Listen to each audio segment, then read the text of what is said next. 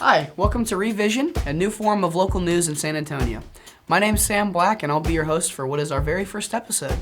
The reason I and everyone else is here is to give you news that is inspiring and creative. Because I don't know about you, but right now, news kind of sucks. I mean, look at this. So when we get real, well, we were serious before, but you take it up a little really bit. Serious. Really serious. Wah, wah, wah. Or this. Ooh. Max is like, excuse me, let me just take over. I got this. Man. Now, I'm not going to stand up here and tell you that the news is bad. I mean, the news is one of the most important parts of our lives. Without it, we wouldn't know what's going on down the country or even down the block. But first, let's take a brief history class. This is a record of the very first newspaper according to the World Association of News Publishers. Published in 1605 by the brilliant businessman Johann Carolus. He named his newspaper Relation. A year before his first publishing, Johann took an incredible risk by purchasing what was the biggest printing house in all of Strasbourg. Johann used this investment to create what is now known today as the Newsbook. Carolus printed and sold this newsbook every week to the poorest to even the wealthiest people of the land. This jump-started what is now one of the biggest and most influential industries of the world, the news. The Jimi Hendrix experience is over. Are we at a fundamental change point in the way we consume information? First of all, computers are taking over now.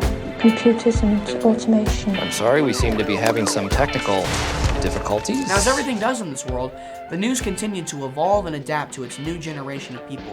Newspaper companies started to slowly move online, receiving over 12 million readers in just 3 months, with the average reader being about 58 years old. Cable news like CNN and Fox, they became the most watched news channels in America, receiving 2 to 5 million viewers each. And this is with an even older age group of 59 years on average. Now, as huge as these corporations may be, they're leaving behind an entire generation of people. You see, the news industry is never going to die, but right now it's just struggling to attract the younger generations in what is a technologically driven world. With social media these days, kids just don't have a reason to turn on their TVs to check out news outlets. I mean, look for yourself. I don't watch local news at all. No. I get my news from Twitter. No. No, not really. Other than what's on YouTube? No. I have news apps on my phone, that's it. No. Zero. Yeah, nothing. I don't. No. Yeah, no. Not really, no. I do not watch it often. Just like Cam, I don't really watch any local news, really. No, not at all, man. I just mostly get my news off of Twitter or Instagram.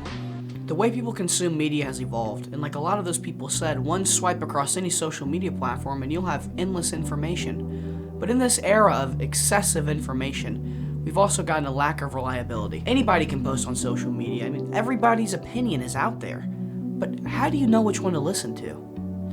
I think this guy said it best.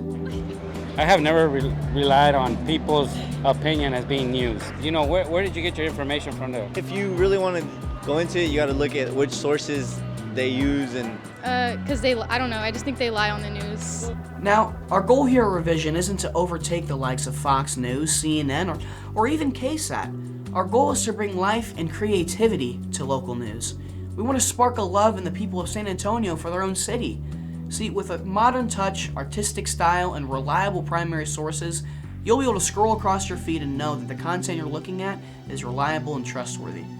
Being informed about your own city is equally or even more important than being informed of the national news. I think this kid said it best. The problem with local news is that it's overshadowed a lot by national news. So everyone's always going to know what's going on with the president, what's going on with COVID, what's going on with, world news.